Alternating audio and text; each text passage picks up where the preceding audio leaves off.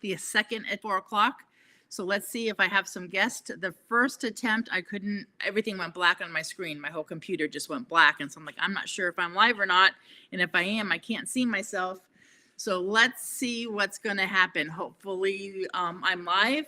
I'm not sure. So if somebody's listening, please make a comment so I can tell if this is working. Otherwise, oh, yay, Rachel, hi. Okay, good. Did I come on before and then go dark or freeze? I don't know if this is your first attempt in, but today there's been some technical glitches.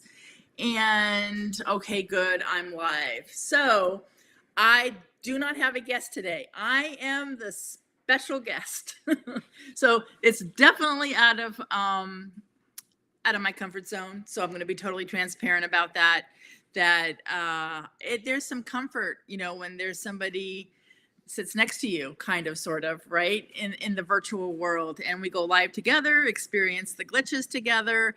If we have a little bit of a brain fart, the other one carries the other person. So no brain farting for me today. Rachel, you said you never saw me. No, I couldn't see myself either. So it was very odd. So I turned it off and started over again. So this is cool. So Carla was going to be my guest today. She woke up this morning and she has COVID and doesn't feel well. So obviously I'm here, and that's okay. That's what happens in life sometimes, right? We make a plan. I was so excited to talk with her today. She is such an avid sailor, and we've had quite a few conversations and never talked very much about our past. And then as we started to, I lived on a sailboat for 8 years, and she lives, in the Pacific Northwest, where sailing is really big, and she does a lot of that and teaches. So we have a bit in common. So I was looking forward to sharing some of our stories and how she is where she's at today and where I am at today. So we will get her on again in July, because I am taking June off. I want to do a little revamping, a little resting. I am celebrating exactly 1 year going live. So it's time for a little rest, vacation, and come back with something a little bit new. So that's what today is going to be about. And Rachel, so far you're on the hot seat. What would you like to see when I come back in July? What would be more fun, more interesting? I'm thinking of maybe changing up some of the guests, maybe sometimes going live by myself, sometimes having a guest. Somebody today recommended having different topics in a bowl, and then I pull a topic out of the bowl, and that's the topic for the day. So I thought that was a pretty cool idea. Let me see, Rachel, what you got? How has your live changed your story? Gosh, how has my live changed my story? Good question. Definitely has upped the confidence. Definitely has me sharing more stories that a lot of times I keep more private. It's fun and I enjoy. I think the best part of my lives for me is how my guests come on really nervous. We always get on about 15 minutes before we go live. We go on into the Restream program and just chat, get comfortable, make sure our lighting is okay, make sure our sound is okay. And not all, but a lot have been very, very nervous. And then when they're finished, they're like, oh my gosh, that was the quickest 40 minutes. And can we do it again? So that's really, really fun to help other. And then all of a sudden, they're going live. Like Charlotte, I know, Rachel, I'm pretty sure you know Charlotte. Charlotte was one of my very first live guests, and now she goes live. And that's how it started, right? So it was kind of like, yeah, that was kind of cool, pushing the birdie out of the nest. All right, so one of the things I wanted to share today is about how important rest is. I can't, and the funny part of this is that I have been under the weather almost 2 weeks, solid 10 days. I've had a kidney stone, and it lasted up until yesterday. So I've been working a little bit, in pain a lot, in and out of the emergency room, in and out of urgent care. It's been really a hectic, exhausting, almost 2 weeks. And I have people around me saying, Tanya, you have to rest. This is your body saying you need to rest. And I try. I'm extremely motivated, extremely driven, extremely competitive. I'm not sure I know exactly what it feels like to do absolutely nothing in a particular day. However, I did promise my coach that I would rest, that I would give my body a few days of rest. And I really, really, really try. And then, yesterday my dog starts excessively licking his paws, and they're raw and they're pink. And so I'm caring for him and putting on medicine and wrapping his paws and putting on booties. I'm like, I don't think this qualifies as rest. Oh, Rachel's really calling me out. You tried to work in the hospital. Yes, I know. And Jerry just logged in, and Jerry's going to roll her eyes because, yes, I was. I was actually in the ER, and I had my kids bring my computer. And they did. It's nice to have kids that listen. Anyway, back on the rest. So I did. I committed to Jerry. I committed to my coach. I committed to my family.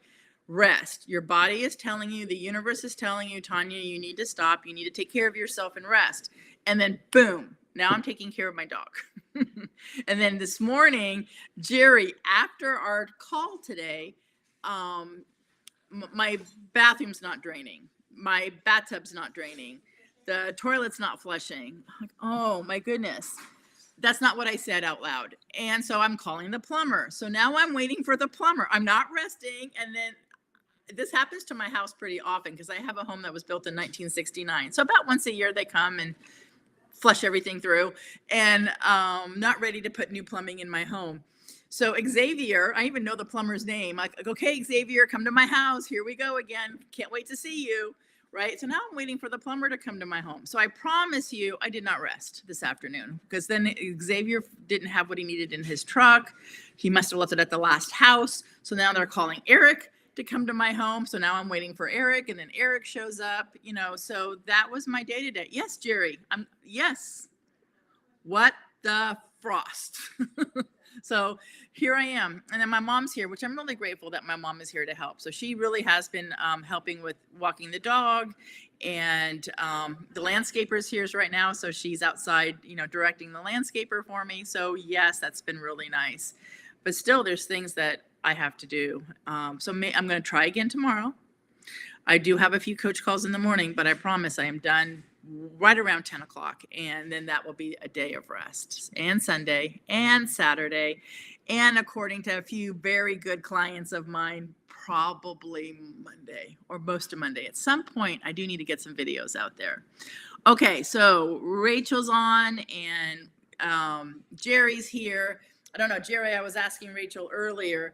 I'm taking June off with the lives, and I will be back in July. So if you have any ideas on how to make it more fun, more interesting, attract more people, Tanya, go live by yourself once in a while, maybe different types of clients or guests that join me that I'm not thinking of that you'd like to see, I'd love to know. My feed here, the chat's like repeating itself. So I'm reading questions, Rachel, that you've already asked me. So that's kind of odd. Okay, there we go. More glitches. Deep breath. So I'm going to ask Rachel, Jerry, if you're still here, how do you know when it's time to rest? What happens to your body? What signs do you hopefully not ignore?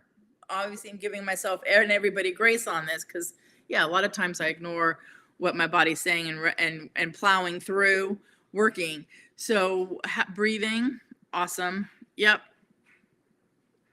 Hopefully I need to listen a little bit sooner than before a kidney stone forms, I'm thinking would be a really good idea. I know that it's stressful too when you're sick, because unless you've been budgeting and saving, a lot of people when they get sick, the big stress around that is, how am I going to afford the doctor? How am I going to afford the ER? How am I going to afford the urgent care? And I'm okay. I'm not overly stressed about it, but I did think about it. I remember when I went to the urgent care, my copay was like $35. Obviously, there's going to be more expenses after being there and having a CAT scan. But then I got transferred to the ER, and then I'm like, oh my goodness, how is this going to affect my budget? So I know this happens to a lot of people when something pops up that you're not expecting, or when you're calling the plumber. Oh my goodness, how is this going to affect my budget? So I do know that I do work with budgeting with my clients. That is something that we do work on with my business owners. We work on budgeting. We work on shaving if we need to shave in a few areas. Obviously, we work on growing, getting more clients and growing and making more money, saving some more money. And so I know that I'm very grateful for when I was first starting in business and I did hire a business coach. That was one of the primary focuses, was making sure that with every single closed transaction that I had when I was a real estate agent, that I was putting something away for a rainy day. And obviously I've been doing that for now probably close to 30 years. So even though, yes, I went gulp, and even though, yes, I do not want to touch anything in my rainy day fund, that's what it's there for. So hopefully, this helps anybody listening, that it's never too late to start saving for those rainy days, because even though we don't want them to happen, even though we don't plan for them to happen, obviously they sneak up on us. Okay, let me see what some of the questions are. So Rachel says, my body says no today. Yeah. And so are you really good, Rachel, at listening? When your body says no, are you really good at listening and then taking some time to breathe, rest, nap? I know you like to walk around the lake. How good are you at listening? Let's see what I get. Read another one. Rachel, sorry, I don't have my glasses on. I just met an author who was writing a book about how her thoughts cured her brain cancer. Awesome. Yes, thoughts are so powerful. I mean, that is, I don't even know what word I can use to emphasize how powerful our thoughts are, how powerful our mindset is. And it goes so far beyond just being positive. I mean, that it's important to be positive, and it's crucial to have a positive mindset. And I know we don't always have that. Affirmations, as long as they're authentic and they feel authentic, are super important. And that's all the start of mindset. But what happens when you travel from your mindset to your heart? Do you feel strong?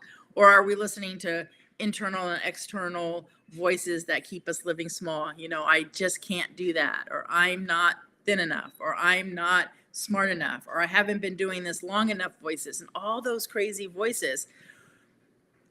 Yes, it's important for affirmations. Yes, it's important to hang out with the proper people. Yes, it's important to listen to podcasts and journal. There's so many things to keep us focused that way. And we got to take it like peeling the onion. We need to take it one step deeper, all the way down to our heart, and we need to feel it. We need to access our inner Wonder Woman. See, I got Wonder Woman in the background.